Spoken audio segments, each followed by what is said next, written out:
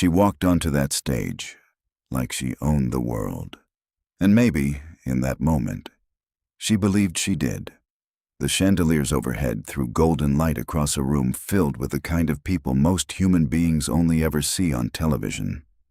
Military generals in full-dress uniforms, ambassadors with flags pinned to their lapels, business titans worth more than the GDP of small nations, royal representatives seated at round tables draped in white linen, presidents who had signed laws that changed history. All of them gathered in one ballroom, beneath one roof, breathing the same air. And Victoria walked right through the middle of it, head lifted, shoulders back, a smile carved from years of practicing exactly how confidence should look. She wore a midnight blue gown that had cost more than most people earn in a month, and she moved through the crowd like someone who had spent her entire life waiting for a room exactly like this one. Beside her walked Daniel, simple black suit, no designer label stitched into the collar, no security team trailing behind him, no entourage. Just a man with calm eyes and unhurried steps, moving quietly through the noise like water finding its level. They reached the stage together. The master of ceremonies handed Victoria the microphone, and she took it the way a queen accepts a scepter. She looked out at the faces, hundreds of them. Important faces, powerful faces, faces that appeared on the front pages of international newspapers. And something shifted behind her eyes. Something she probably didn't even notice herself. A hunger, a need to be seen as worthy of the room she had finally entered. She smiled into the microphone. "People keep asking me," she began, her voice smooth and bright, "why I brought him here." Light laughter rippled through the tables nearest the stage. She let it spread, let it breathe. Then she turned slightly toward Daniel, and with a laugh sharp enough to cut silk, she said, "Honestly, I wanted you all to see what happens when kindness marries mediocrity." The laughter grew louder. Several guests smiled and leaned toward their neighbors. A few applauded lightly. Victoria basked in it, the way someone basks in afternoon sun, tilting her chin upward, letting the warmth pour over her. Daniel did not flinch. He did not drop his gaze. He did not tighten his jaw. He did not look at the floor or reach for a drink or manufacture a polite smile to cover the wound. He simply stood there with the quiet dignity of a man who had long since made peace with storms he did not create. And that stillness, that complete and unshakable stillness, was the first thing that should have told everyone in that room exactly who they were looking at. But they weren't looking at him. They were watching her. Then the master of ceremonies moved. It was a small movement at first, a half step forward, a hand raised toward the microphone. But something in his face had changed completely. The professional composure he had worn all evening cracked like a plate struck against stone. His voice, when he spoke, trembled. "I am so sorry to interrupt." Victoria turned, confused. "If you would please," he said, and he looked directly at Daniel. "Remain exactly where you are." A sound moved through the ballroom. Not quite a gasp. Something deeper. A collective held breath. And then an elderly diplomat, a man with silver hair and the posture of someone who had spent decades in rooms where history was made, pushed back his chair and crossed the ballroom floor. He did not extend his hand. He bowed. Then another man stood. Then a woman in military dress. Then a president. One by one, slowly, without a word exchanged between them, every leader in that room rose to their feet. Some of them were crying. Some saluted. Some pressed their hands to their hearts. And the silence that fell over that ballroom was not empty. It was full. It was the kind of silence that only descends when something sacred has entered a room and every soul present recognizes it even before the mind can explain why. Victoria turned toward her husband, and for the first time in longer than she could remember, she truly looked at him. The giant screen above the stage flickered to life. 3 words appeared. His real name. And the world, at least the world inside that ballroom, changed forever. Before we dive deeper into what those 3 words revealed and what happened next, we want to hear from you. Let us know in the comments where you're watching from. We'd love to hear from you. And if you're new here, click that subscribe button right now so you never miss any of our upcoming stories. Now let's go back to where this all began, because to understand that moment on the stage, you first have to understand Daniel. Not the name on the screen. Daniel, the man, the husband, the person Victoria had slowly, methodically, and almost completely erased. He was not what you expected when you first met him. There was no announcement to him, no entrance. When Daniel walked into a room, he did not demand attention. He simply existed within it, calmly and completely, like a tree that has stood in the same field for 100 years and no longer needs to prove it belongs there. He fixed things himself, not because he had to, because he believed that a man who understood how things broke could better understand how they were built. He drove a modest car with a scratch above the rear wheel that he had been meaning to address for 2 years.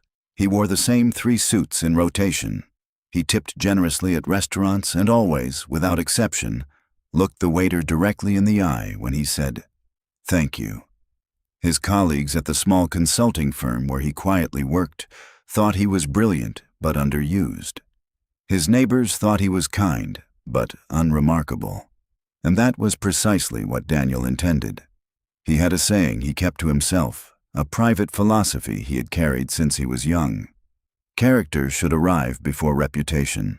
He believed it deeply. He lived it daily, and it cost him things that most men would not have been willing to sacrifice. Victoria had been different once. When they first met, she was sharp and funny and full of a hunger that came from the right place, not from vanity. From genuine desire to build something real. She had grown up with very little, and she had promised herself she would create a life that looked nothing like the one she came from. Daniel had loved that about her. They had sat at a small table in a tiny restaurant with plastic chairs and warm drinks, talking until the staff began stacking chairs around them, and he had thought, "This is the person I want beside me when things get difficult." They had built slowly, carefully, together. But success is a strange current. Most people don't notice it pulling them sideways until they are already far from shore. Victoria's career began to climb, first slowly, then in great leaps. An important client here, a headline there, a seat at a table she had previously only heard about. Each arrival brought new people, new mirrors, and every mirror told her a version of herself that was slightly more impressive than the last. She started measuring things differently. What does someone drive? Where did they study? Who invites them to what? How much space do they occupy in a room? These became her instruments for calculating worth. First other people's worth. Then, quietly, Daniel's. He didn't change. That was the problem. While her world accelerated into glass towers and champagne receptions and first-class travel, Daniel remained the man in the modest suits, the man who still drove the scratched car, the man who asked the cleaning staff how their children were doing and actually remembered the answers. "You could make more of an effort," she told him one evening, standing in the doorway of their bedroom while he read. "The dinner tomorrow will have people who matter." He looked up from his book. "People matter," he said, "not categories of people." She stared at him for a long moment. And something moved behind her eyes that had not been there before. Not irritation. Something colder. It started with small exclusions. She began attending certain dinners alone. She told him the invitations specified limited guests. She bought him expensive clothes, then critiqued the way he wore them with a precision that had nothing to do with fashion. She introduced herself at events without mentioning his name. When someone eventually asked if she was married, she would sometimes pause a half-second too long before answering. Friends noticed. Not the right kind of friends. The kind who fed on comparison and called it concern. "You've outgrown him," one told her. A woman named Celeste who had a talent for saying cruel things in a gentle voice. "It happens. Nothing wrong with admitting it." "He'll hold you back," said another. Men like that, comfortable men, they become anchors. Victoria never disagreed. And Daniel, because Daniel paid attention to everything he appeared not to notice, heard enough to understand what was happening. He said nothing. He did not confront her. He did not issue ultimatums or sit her down for serious conversations about the direction of their marriage. He simply waited, the way he always waited, with the patience of someone who understood that truth does not need to be argued. It only needs time. What Victoria did not know, what she could not have known because she had long since stopped asking questions about the people around her, was that something quietly extraordinary kept happening at her events. People asked about Daniel, influential people, people she had spent considerable energy impressing. Ambassadors who had accepted her invitations primarily, she assumed, because of her professional reputation. A retired general who had attended her fundraiser. A diplomat whose presence at her charity gala she had treated as the crowning achievement of her career. All of them, at some point during the evening, would find a moment to ask, almost casually, almost carefully, "Will your husband be joining us tonight?" She always assumed it was polite conversation. It was not polite conversation. They never came for her. The night everything finally broke open began, as significant nights often do, with an envelope. The invitation to the Global Leadership Gala was not something you applied for. It was not something you lobbied for or purchased through a generous donation or earned through the right association. It was extended to you, personally, quietly, by people who had decided you belonged in the room. The selection process was so exclusive that merely receiving one was considered among the most significant recognitions a person could be given. Victoria received her invitation on a Tuesday morning. She held it for a long time before she opened it. Then she screamed, literally screamed, alone in her office, both hands pressed over her mouth while tears poured down her face. She called Celeste. She posted carefully worded references to it on her professional pages without revealing details, the kind of posts designed to make people ask questions. She purchased a gown within 48 hours, and then, 3 days later, completely by accident, while searching for a file in Daniel's study, she found a second envelope on his desk, an invitation to the same gala, with his name on it, not hers, his. She stood very still for a very long time. The room seemed to tilt slightly. She read his name 3 times, then turned the envelope over, then read the name again. Personal, not forwarded, not a courtesy copy. A direct invitation extended to Daniel himself, bearing the official seal of the gala's organizing committee. She told herself it was a mistake, a clerical error, some administrative confusion. But her hands were trembling when she slid the envelope into her jacket pocket. She told Daniel that evening, with a careful lightness in her voice, that an invitation had apparently come for him, but it must have been sent in error, and she had already handled it. He looked at her quietly. "All right," he said.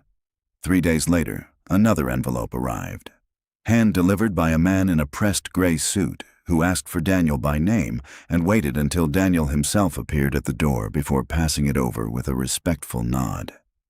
Daniel held the envelope, did not open it immediately, did not make a performance of it. He said, "Thank you." That evening, he told Victoria he would be attending the gala. She said nothing.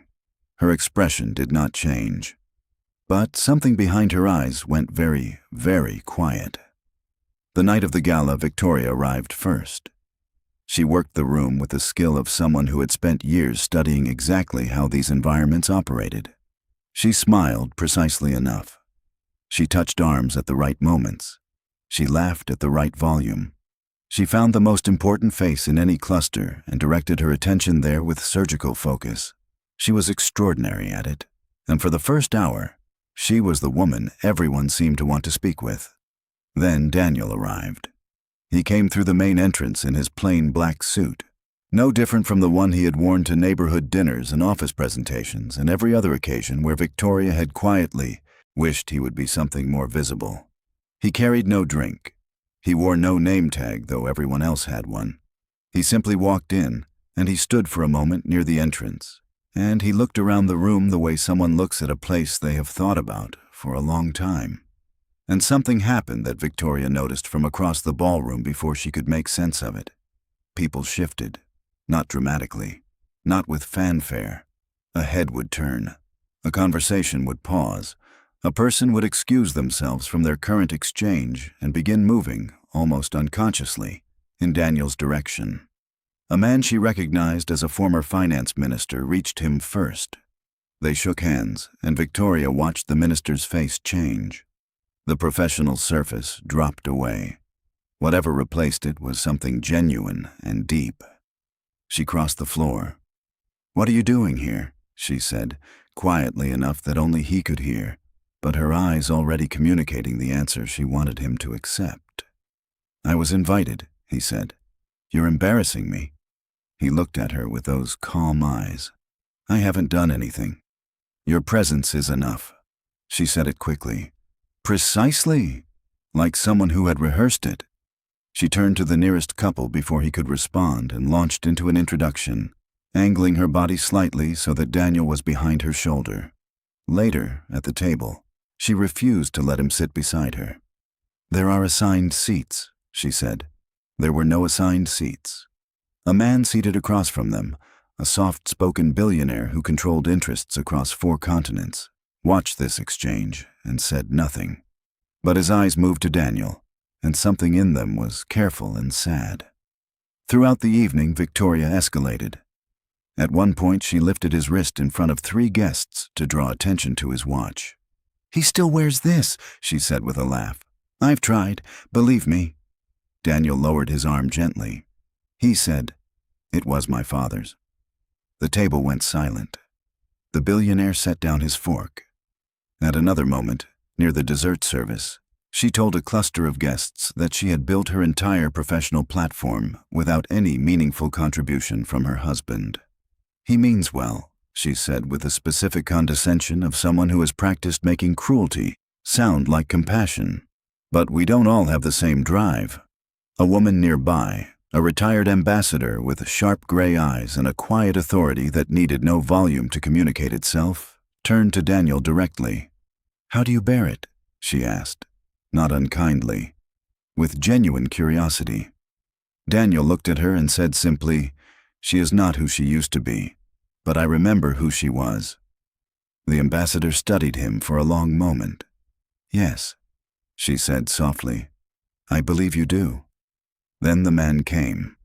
He appeared at Victoria's elbow, a tall man with a distinguished face and the unhurried manner of someone who occupied spaces on his own terms. She recognized him vaguely from international news coverage, a figure associated with global diplomatic work, the kind of man whose presence at any gathering added a layer of legitimacy that money could not purchase. He leaned toward her with a pleasant expression. "Be careful," he said, "how you speak to your husband." She laughed, a bright, social laugh. "If he were important," she said, "I'd know." The man's expression did not change, but something behind it did. He said quietly, "That is exactly why you don't." He moved away before she could respond. She stood with her champagne glass halfway to her lips, and for just a moment, something flickered in her chest. A cold and formless feeling she could not name. She pushed it down. Across the room, she had begun to notice a pattern she kept dismissing. A retired general who had not smiled at anything all evening broke into a warm expression the moment he reached Daniel. A young diplomat held Daniel's hand in both of his and spoke to him in a low voice with something that looked, from a distance, like reverence. An elderly woman, elegantly dressed and clearly of considerable standing, reached for Daniel's hand and pressed it to her cheek, and closed her eyes as though the simple contact meant something she had no language for. Every time Victoria caught one of these moments and turned to look at Daniel for explanation, he gently redirected the conversation. Not evasively, not guiltily, with the practiced ease of a man who had been quietly managing the gap between what he appeared to be and what he actually was for a very long time. One of Victoria's closest allies, a woman named Diane, who had attended nearly every important event in Victoria's recent career, and who had been among the loudest voices encouraging her to stop minimizing herself with a husband who couldn't keep up, found Daniel alone near the window during a lull in the program. She approached him with the particular energy of someone who wants to establish hierarchy before the conversation begins. "So," she said, "are you enjoying the evening?" "Very much," he said. "Victoria has worked so hard to be in a room like this," Diane said, with the implication vibrating clearly beneath the words that Daniel had not worked at all. Daniel looked at her mildly. "She's always worked hard. That hasn't changed." Diane studied him. She had expected deflation. She had expected apology or compensatory boasting or some version of the flinching she had seen from him before. She found none of it. "You're not what I expected," she said, before she could stop herself. He smiled. "Most people aren't." She walked away from that conversation, feeling unsettled in a way she would spend the next several days trying to rationalize.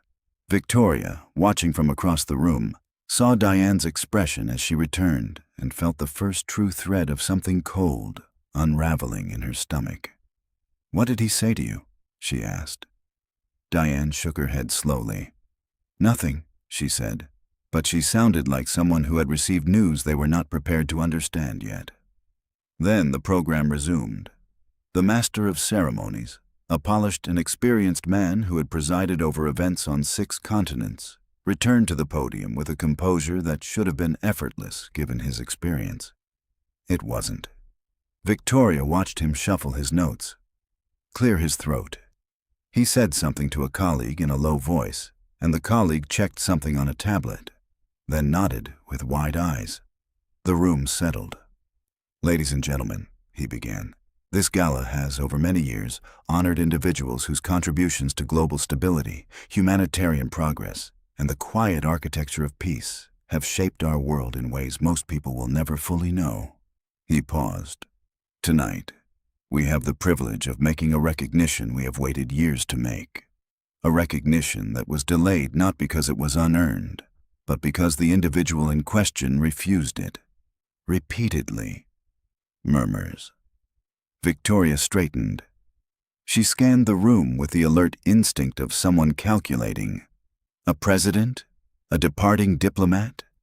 The head of some global institution she had been trying to get a meeting with for 18 months.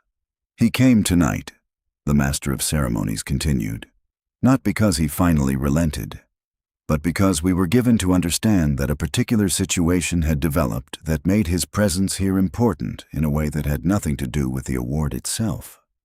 He looked up from his notes. He looked directly at the table where Daniel sat. Victoria did not see it happen. She was still scanning the room. "Would Daniel please come to the stage?"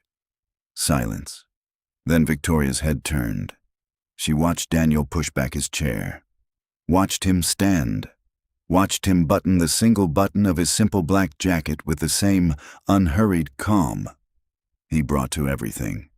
And she felt the first wave of something that would, within minutes, become the most devastating emotion of her life. Confusion. If you are still watching up to now, type "I'm still here" in the comments section, because what happens next, what appears on that screen and what it means, is something you do not want to experience secondhand. Stay with us. Daniel walked to the stage. He walked the way he always walked, without performance, without theater. He climbed the 3 steps, and he turned, and he faced the room, and the room faced him. The master of ceremonies reached out and shook his hand, but it was not the professional handshake of a host and an honoree. It was the grip of a man holding something he had feared might never arrive. The giant screen, which had displayed the gala's program and highlights throughout the evening, went dark. Then text appeared. First his given name, Daniel, then a pause that stretched like a held note, then the family name, and the room broke. Not loudly. That was what no one who was there would ever quite be able to describe to people who weren't. It didn't break with noise. It broke with the sudden collective exhale of hundreds of people who had lived in proximity to a name they had spent careers learning the weight of, and who had not, until this moment, connected that name to the quiet man in the black suit. The elderly statesman stood first. He was in his 80s, a man who had shaken hands with world leaders for 60 years, and he rose the way people rise when something demands it of them without asking permission. Then a general, then a president, then everyone. The retired ambassador with the gray eyes, the billionaire who had watched Victoria mock Daniel's watch, the young diplomat who had held his hand. Every single person in that room, on their feet, in silence, without applause, because this was not the moment for applause. Some of them were crying. Victoria sat frozen. She could not stand. She could not speak. The gown that had cost so much felt suddenly like a costume for a role in a play she had not understood she was performing. The master of ceremonies spoke. He described a family. Not a famous family in the way that fame usually works, through celebrity or visibility or self-promotion. A family that had, across 4 generations, operated in the spaces between public events where the real decisions about peace and conflict were actually made. Back channels, private negotiations, humanitarian corridors opened through relationships built over decades of quiet, patient, unglamorous trust building. They had prevented 3 conflicts from becoming wars. They had negotiated the release of prisoners in situations where official channels had collapsed. They had funded, anonymously, the rebuilding of communities that the international community had debated and delayed until a private decision accelerated everything. And Daniel, the youngest of that lineage and the most quietly extraordinary, had walked away from all of it at 23 years old. He had given up the name, given up the access, given up the invitations and the influence and the rooms exactly like this one. Because he had written in a letter to the family council that still circulated among its members, to discover whether the person he was had any value at all apart from the person he came from. He had spent 15 years answering that question. The answer, as everyone standing in that room already knew, was yes. Victoria heard all of this. She heard it the way you hear something in a dream, where the logic arrives but the emotional processing lags behind, where you understand the words but the meaning keeps revealing new layers every time you turn it over. Every opportunity she believed she had earned herself had carried, beneath it, a hidden architecture. Not because Daniel had arranged things for her, but because the people who mattered, the people who had accepted her invitations and extended their own, had done so in part because of the character they assumed she must carry by virtue of being his wife, because of the values they believed she must share, because proximity to Daniel's quiet dignity had a gravitational pull that neither Victoria nor her elite friends had ever named out loud, because none of them had been looking in the right direction. She had been living for years, in the light of a reputation she had spent those same years destroying. The master of ceremonies invited Daniel to speak. He stood at the microphone in his simple black suit, in front of every significant person his family had spent generations serving, and he spoke the way he always spoke. Quietly, directly, without theater. He thanked the committee. He thanked the people in the room who had protected the family's work across decades. He said 3 sentences about his family's legacy that were precise and humble and full of love. Then he paused. He looked out into the room, and his gaze settled on Victoria. "I came tonight," he said, "because I was told the timing was important. I think I understand now what that meant." He left the stage. Victoria rose. She was not planning to. Her body made the decision before her mind did. She walked toward him, and the crowd parted, not dramatically, not with choreography, but the way crowds part around something that generates its own gravity. She reached him near the edge of the stage. She had spent years in rooms full of powerful people. She had learned to navigate every social terrain with precision and control. She had never, not once since the early days of her career, allowed herself to fall apart in public. She fell apart. "I didn't know," she said. Her voice was gone, just breath and sound. "I know," he said. "Daniel, She stopped. Started again. "The things I said tonight, the way I've treated you, I don't..." "You don't need to explain it," he said, and his voice held no anger. That was the most devastating part. If there had been anger, she could have met it. She could have argued or apologized or negotiated, but there was none. Only the quiet sadness of a man who had made a decision and was at peace with it. "Please," she whispered. He reached into the inner pocket of his jacket. An envelope. He placed it in her hands. "I prepared these 3 weeks ago," he said. "Not in response to tonight. Tonight only confirmed what I already understood." She looked down. "Divorce papers." "Daniel, you stopped seeing me a long time ago," he said. "And I kept hoping the woman I married was still in there somewhere. But hope isn't a marriage, and silence isn't patience. Sometimes it's just delayed grief." She was crying now, openly, in front of everyone. "The world stood," he said, "because of my name. And I would give every single one of those people their standing ovation back. Every ceremony, every recognition, every moment like this one, for one single moment where my own wife looked at me and saw something worth respecting." He let the words land. He did not try to soften them. They were not weapons. They were simply true. "I'm sorry," she said, and it came from somewhere so far below the surface that it barely sounded like her voice. He looked at her for a long moment. The boy from the plastic chairs in the small restaurant. The man who had fixed things himself and worn his father's watch and treated every waiter like a dignitary. The person she had measured and found lacking because she had forgotten, somewhere in the acceleration of her success, what measuring was actually for. He removed his wedding ring. He placed it gently in her palm, beside the envelope. And then he turned, and he walked. And every person in that room stepped aside without being asked. Nobody spoke. Nobody stopped him. He walked out of the ballroom the same way he had entered it, without theater, without an entourage, alone and complete. The weeks that followed were the quietest of Victoria's life. She did not immediately understand the full shape of what Daniel had done until it came to her in pieces. A call from her company's accountant, confused and slightly awed, explaining that a series of debt obligations she had been quietly terrified about had been cleared. An email from her operations director explaining that a partnership that had been on the verge of collapse had somehow been stabilized through an anonymous third-party intervention. A letter from 3 of her longest-serving employees, not knowing the source, thanking the company for a fund that had been created to protect their positions during the restructuring period. Daniel. Not vindictively, not performatively, not as a final gesture designed to make her feel worse, simply because he had decided to, and because the values he lived by did not stop operating when he was in pain. She sat with that knowledge for a long time.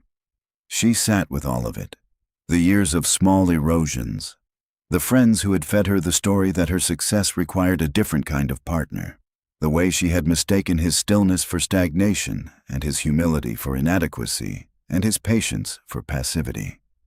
The way she had looked at a man of extraordinary quiet depth and seen only the surface because she had trained herself to only ever look at surfaces. She thought about the ambassador's question, "How do you bear it?" and his answer, "She is not who she used to be.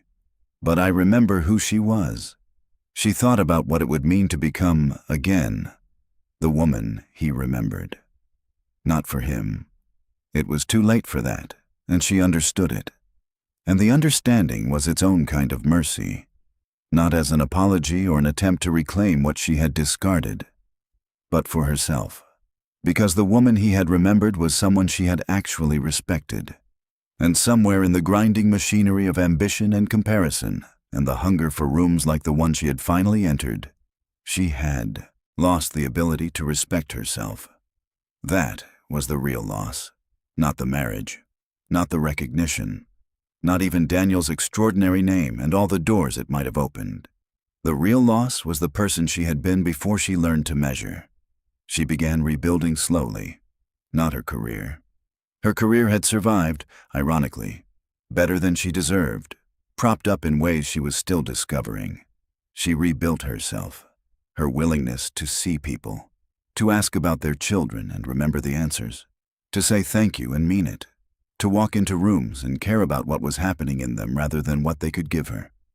It was harder than anything she had achieved professionally, and more important, she never fully stopped carrying the weight of that night, the laughter into the microphone, Daniel's face unchanged by it, the sound of the room rising without applause while she sat frozen in a gown that had cost her more than she knew. Some weights you don't put down, you just learn to walk differently because of them. So here's what this story leaves with us, the thing that deserves to be said plainly before we close. Greatness is not loud. It does not announce itself or dress itself in labels or position itself near the most important people in the room. Greatness, the real kind, wears its father's watch and drives the scratched car and asks the waiter how their children are doing, and it never needs you to recognize it because it has already recognized itself. We live in a world that has become extremely sophisticated at measuring the wrong things. We look at surfaces. We count credentials. We assess based on the visible and miss entirely what lies beneath it. We have been trained to mistake stillness for emptiness and humility, for weakness and quietness, for having nothing to say. Daniel was never hiding because he was ashamed. He was hiding because he wanted to know, truly know, whether the character inside him had value apart from the inheritance around him. It did. And the saddest part of Victoria's story is not that she lost him. It is that she had him, completely and fully, and she spent years looking past him toward rooms exactly like the one where she finally understood what she had been looking at all along. Some people wear greatness like a crown for the world to admire. Others carry it beneath ordinary clothes, waiting only for kindness to recognize what power never could. If this story moved you, if any part of it reminded you of someone you may have underestimated, or a version of yourself you are still becoming, we would love to know. Tell us in the comments what part of this story stayed with you. Share it with someone who needs to hear it today. And if you haven't subscribed to this channel yet, now is the time, because we have more stories like this one coming. Stories of hidden greatness, quiet dignity, unexpected redemption, and the timeless wisdom that reminds us never to judge a person's worth by what the world can see. Thank you for staying until the end. It means more than you know. The next story is already waiting for you.